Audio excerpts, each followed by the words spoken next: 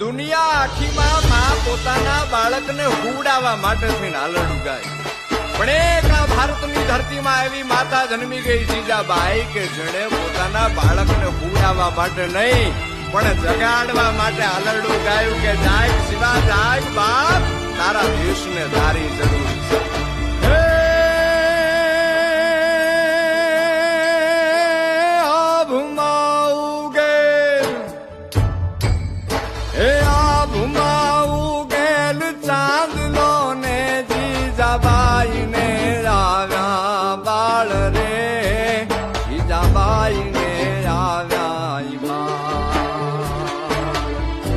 બાલોડા ને માત